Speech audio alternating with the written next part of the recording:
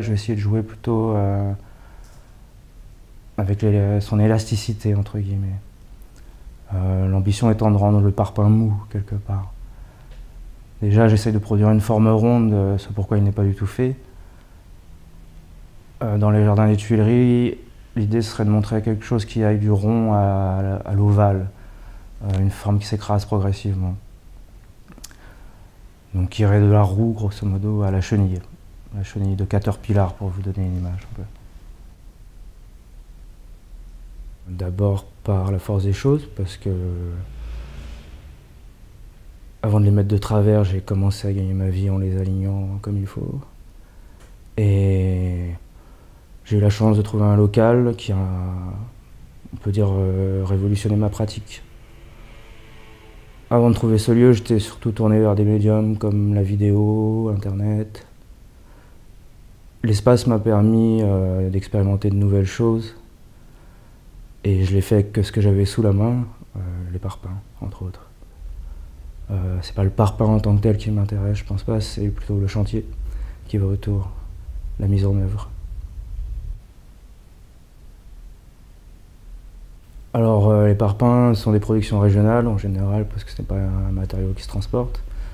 Donc en banlieue parisienne, je travaille avec Didier Comelli, un fabricant, qui me suit sur la plupart de mes événements. Et en général, je me débrouille pour toujours travailler avec un fabricant, parce que j'ai pas utilité à conserver le matériau. C'est inhérent à ma pratique, partout où j'interviens, j'essaye de faire avec le matériel local. Les parpaings que vous pouvez voir en expo, après l'exposition, retournent au magasin et vont faire des pavillons de banlieue.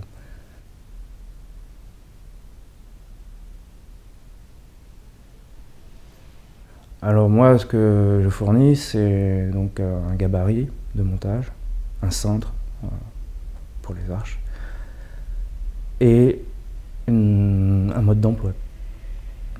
Après, le matériel, en particulier le parpaing, est partout disponible. Ils ne font jamais exactement les mêmes cotes, n'ont pas toujours la même forme. Et je pense que c'est important dans mon travail. Ils ne sont pas transportables, ils sont fragiles. Donc à chaque exposition, ils demandent à être remis en œuvre. Personne ne stocke des parpaings parce que ce n'est pas du tout rentable. Il vaut mieux les jeter et racheter pour chaque nouvelle sculpture.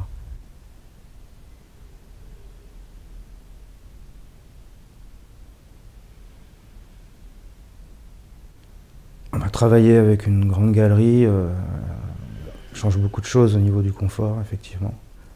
Ça apporte aussi du crédit. Mon travail n'est plus approché de la même façon, c'est sûr.